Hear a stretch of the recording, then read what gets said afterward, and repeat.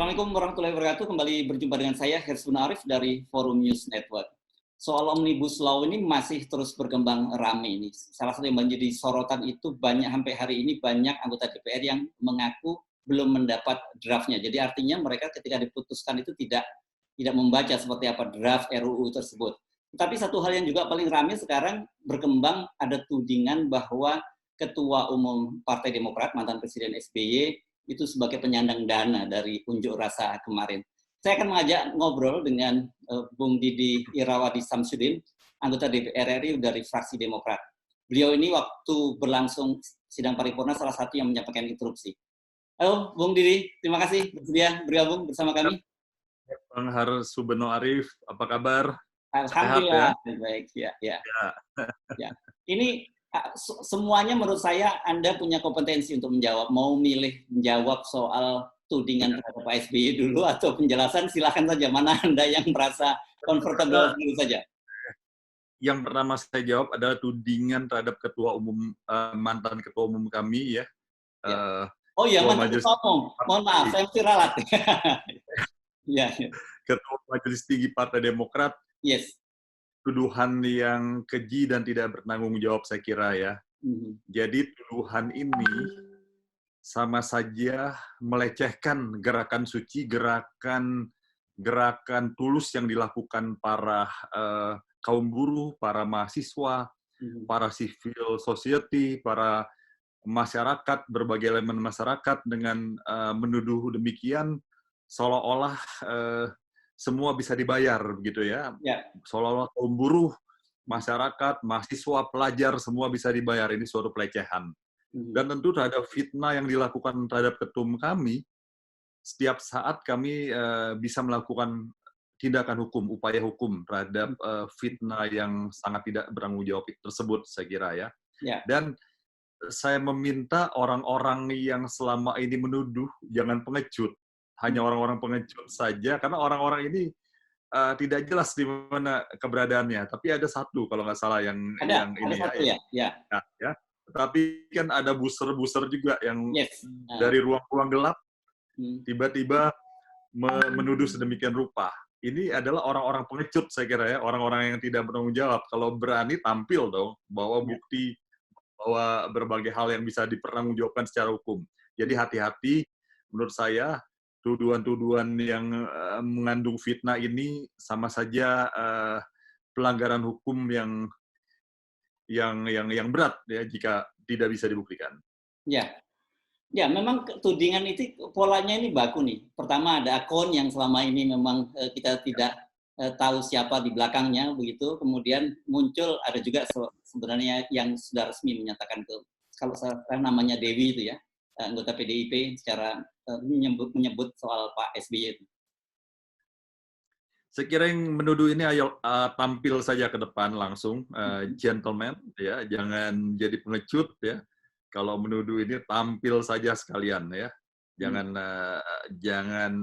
dari dalam kegelapan ya, dari jauh yang tidak jelas posisinya di mana. Tapi sekali lagi ini adalah pelecehan dan penghinaan terhadap gerakan madani, gerakan mahasiswa, gerakan buruh, yang saya yakini gerakan ini adalah tulus, gerakan bukan saja gerakan moral, tapi perjuangan agar masa depan dan nasib mereka lebih baik ke depan.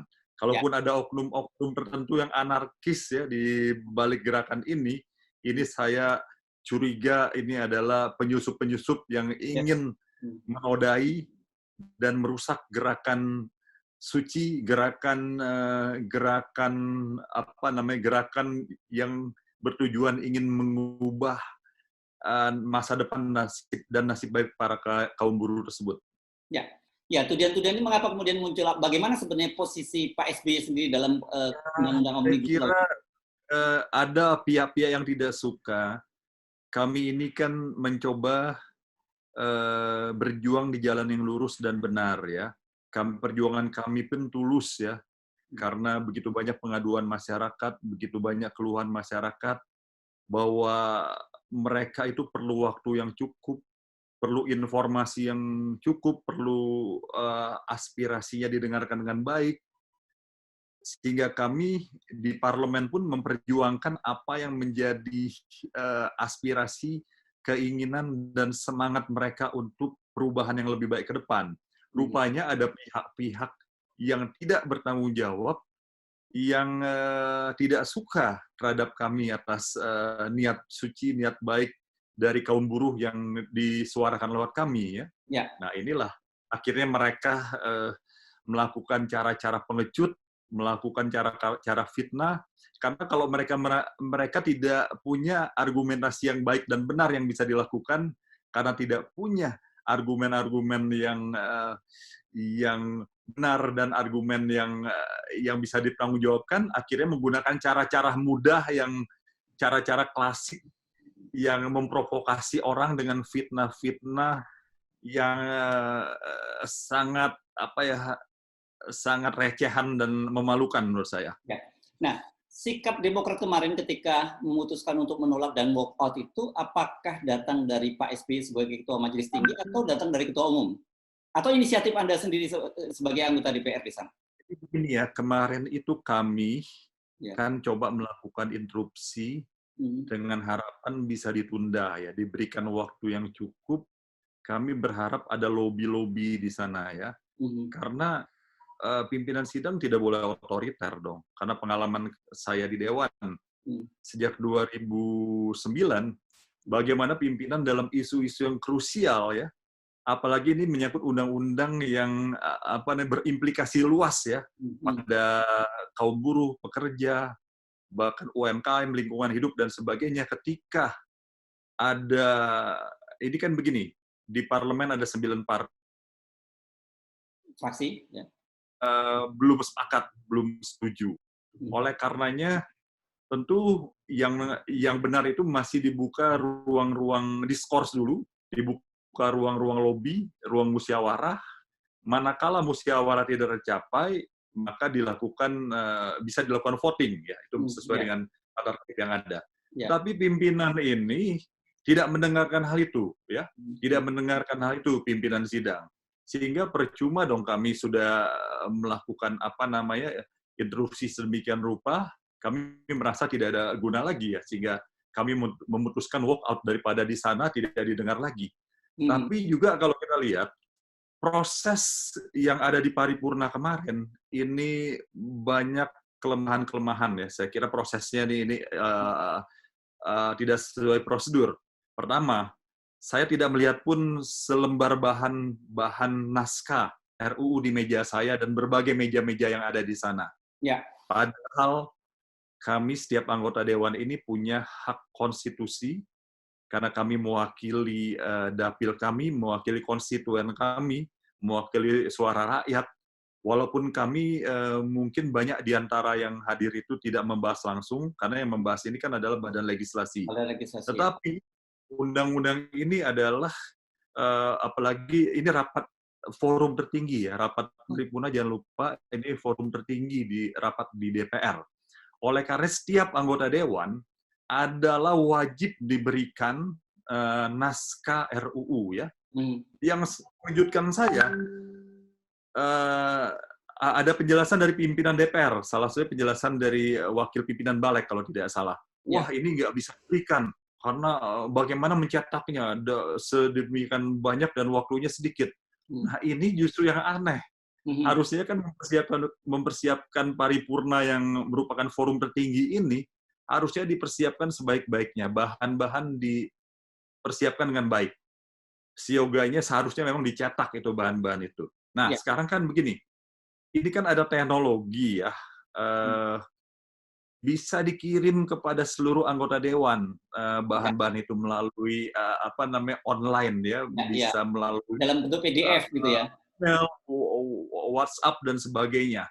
Dan diberikan waktu yang cukup, apalagi undang-undang ini 1.200 pasal lebih, ya. 900 lembar, 1.200 pasal lebih. Ini kan harusnya waktu yang cukup itu paling tidak hemat saya 2 minggu sebelumnya, ya. Kalau rapat-rapat biasa yang bahannya nggak setebal ini, itu biasa 2-3 hari sebelumnya. Saya dalam rapat di Komisi 11 atau rapat badan-badan itu sekitar antara 2-3 hari. minimal 1 hari kalau tipis sekali ya. Ya. Tetapi ini kan undang-undang yang sangat krusial, yang berpengaruh, yang berdampak luas pada nasib bangsa ini ke depan, pada perbaikan ekonomi, nasib buruh, dan sebagainya. Ini sungguh aneh, ini pengalaman yang janggal, baru kali ini saya tidak melihat selembar pun di meja saya. Ini belum pernah terjadi. Sudah gitu yang harusnya dilakukan hari Kamis, ya, dimajukan ke hari Senin ya, tanggal 8 Oktober harusnya dimajukan ke tanggal 5, yang mana hanya beberapa jam sebelumnya diumumkan. Dan alasannya juga sangat tidak rasional. Ya, dibilang karena ada COVID-19 makanya dimajukan sedemikian rupa, tergesa-gesa. Padahal kan logika yang benar. Justru karena ada suasana COVID-19 ini, harusnya ditunda dulu, diberikan waktu yang cukup, begitu kan? Logikanya kan begitu kan? Bukan dibuat tergesa-gesa. Harusnya ditunda dulu, semuanya siap, semuanya insya Allah sehat, ada waktu yang cukup untuk setiap anggota dewan bisa membuka pasal-pasal yang ada di sana. Karena sekali lagi ini bukan, ketika rapat paripurna adalah hak sepenuhnya setiap individu yang ada yang menjadi anggota DPR yang ada di ruang paripurna tersebut, termasuk yang ada di ruang-ruang virtual. Jangan dilupakan yang di virtual boleh dikesampingkan juga, kurang lebih demikian. Mengapa kemudian Anda menyebut itu secara prosedural cacat dan sesat, begitu Anda menyebutnya ya? Iya, begini ya, ini kan kelaziman yang baik yang sudah jadi konvensi di DPR ya selama ini ya. Walaupun hal ini memang ditatip tidak tegas diatur ya, sanksi dan sebagainya. Tapi kelaziman yang baik, yang mana naskah RUU itu harus well informed, harus transparan, akuntabel, dan bisa diakses seluruh pihak pada saat rapat paripurna. Ini tidak terjadi kemarin, sama sekali tidak terjadi. Ini menjadi, kalau ini dibiarkan dengan alasan tadi salah satu pimpinan DPR, alasannya nggak cukup waktu ini, apalagi undang-undang krusial, lalu ke depan dengan bisa dipercepat tergesa-gesa seperti ini akan menjadi presiden buruk bagi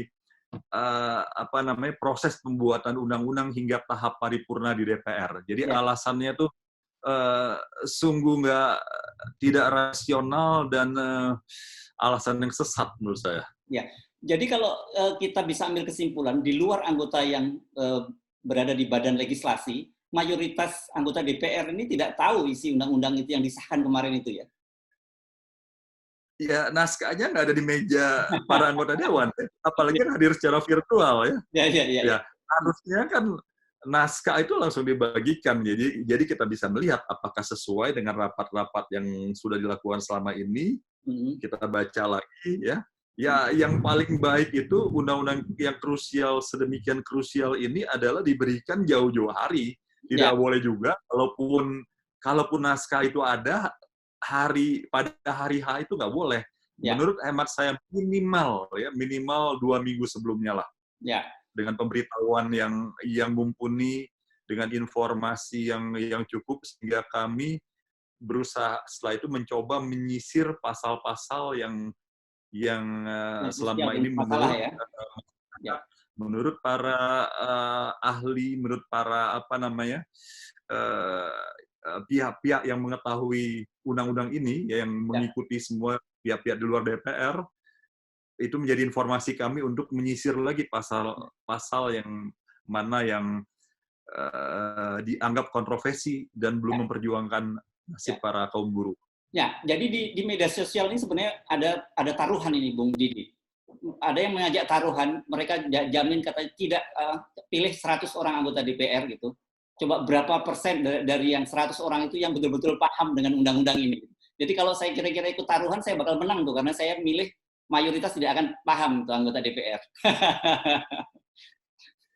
Saya kira akibatnya kan masyarakat bisa menilai yang negatif demikian ya, karena sesuatu yang tergesa-gesa, tanpa informasi yang mumpuni, yang memadai, sehingga timbul spekulasi yang buruk terhadap DPR.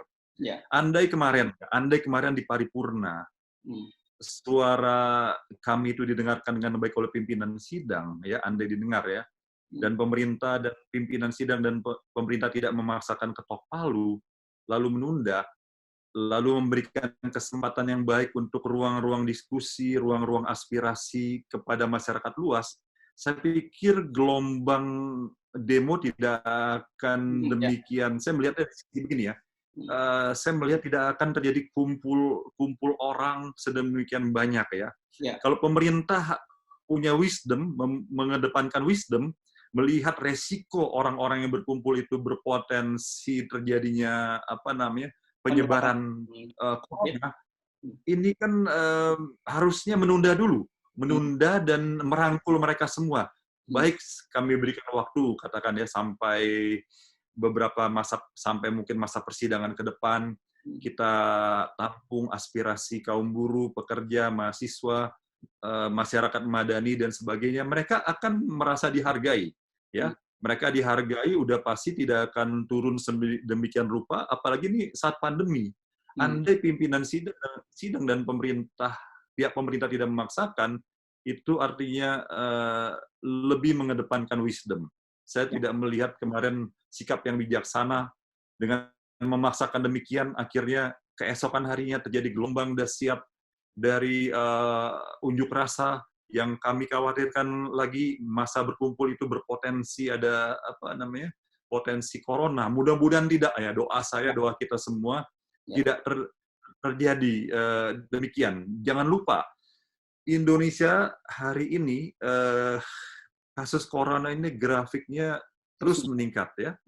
Sementara negara lain itu, apalagi China, negara bahkan yang cukup banyak tuh grafiknya turun ke bawah. Grafiknya itu tidak meningkat. Kita nih masih meningkat dan masih berat dalam memerangi corona ini. Sehingga ini harusnya ada sikap bijak, menunda dulu, mendengarkan mereka, kan hati mereka akan merasa diayomi, merasa senang, dan mereka merasa diberikan ruang untuk menyampaikan aspirasi seoptimal dan semaksimal mungkin.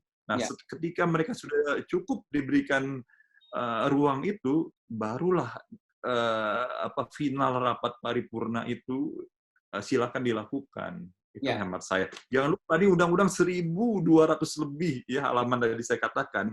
Mana mungkin hanya katakan 5 bulan, 6 bulan dibahas dengan mendalam. Ini tidak mungkin. Mendingan waktu yang panjang sehingga benar-benar terlindungi semua. Di sini kalau kita mengatakan terlindungi kan bukan hanya kaum buruh, UMKM, masyarakat madani, lingkungan, tetapi juga pengusaha juga akan terlindungi juga. Karena akan tercapai keadilan bagi semuanya, menurut hemat saya. Bang. Selama ini kan pemerintah menuding banyak hoax seputar undang-undang ini. Dan kemudian juga kita sempat melihat banyak pejabat mempertanyakan mengapa orang demo tapi tidak tahu substansinya gitu. Tapi saya hari ini membaca yang menarik di Kompas. Karena Presiden Jokowi juga sudah menjelaskan ada beberapa hoax. Tapi kemudian faktanya dipaparkan oleh Kompas, apa yang disampaikan oleh Presiden itu juga tidak tepat gitu. Jadi artinya bisa jadi Presiden dituduh menyebar hoax baru juga nih Bung Didi. Nah, jadi begini ya, inilah akibat terburu-buru, tergesa-gesa. Andai dirancang dengan kepala dingin, ada waktu yang cukup, tentunya lalu sosialisasi yang baik ya ke masyarakat, bukan hanya ke stakeholder yang terkait yang diundang DPR, tapi ke masyarakat luas, ke kampus-kampus, akhirnya kan tidak terjadi timbul hoax-hoax yang tidak perlu. Ini saya melihat informasi dan transparansi yang diberikan kepada publik. Padahal saya meyakini undang-undang ini kalau dikelola dengan baik, ini suatu hal yang bagus ke depan ya bagi Indonesia, itu menjadi lebih omnibus ini kan menggabungkan undang-undang, membuat lebih sederhana, lebih simple, membuat kemudahan-mudahan, tapi ada kepastian hukum yang jelas, baik pada para pekerja, bagi kepentingan investasi, dan sebagainya. Kalau dikelola dengan baik dari awal, lalu benar-benar transparan, dan sosialisasinya itu mumpuni dan komprehensif, keliling ke daerah-daerah, ke kampus-kampus, ke masyarakat madani, ke berbagai elemen masyarakat, saya meyakini tidak akan terjadi simpang siur. Karena Ya. saya juga melihat memang ada hoax juga di lapangan ini berbahaya juga ya. Ya. Ini saya kira ya justru pemerintah harus segera membuat ini menjadi transparan dan akuntabel semuanya, Ya. supaya tidak jangan dibiarkan isu-isu liar itu terus terjadi. Kuncinya di tangan pemerintah, saya Ya. kira. Terakhir, Bung Pemerintah Didi, dan DPR. apa yang akan dilakukan oleh fraksi Demokrat dalam hal ini? Sikap kami sudah jelas ya kemarin. Kami walk out ya, kami tidak bertanggung jawab terhadap undang-undang yang secara prosedur saja sudah demikian, sebagaimana saya ceritakan tadi ya, dipaksakan dan sebagainya. Tidak memberikan ruang-ruang aspirasi yang baik, ruang diskusi musyawarah yang baik, ya kami sudah jelas menolak ini. Tetapi terhadap aspirasi dari buruh, pelajar, masyarakat madani, dan lain-lainnya terus kami, insya Allah akan terus kami perjuangkan dengan baik. Baik. Jadi terhadap aksi demo yang terjadi belakangan ini, hemat saya jangan terlalu pagi menuding mereka adalah demo-demo bayaran. Ya, saya meyakini mayoritas anak bangsa ya yang turun ke jalan, baik buruh, mahasiswa, dan sebagainya, itu tulus perjuangannya untuk perubahan nasib yang baik ke depan bagi mereka. Jadi jangan terlalu pagi menuduh. Kalau ada oknum-oknum yang anarkis, tentu ya silakan ditindak dan diselidiki apakah mereka penyusup-penyusup yang ingin merusak dan menodai gerakan yang suci, gerakan yang baik untuk Indonesia lebih baik ke depan. Mungkin itu saya himbau, jadi jangan mudah menuduh bahwa ini mereka sedemikian mudah dibayar, mereka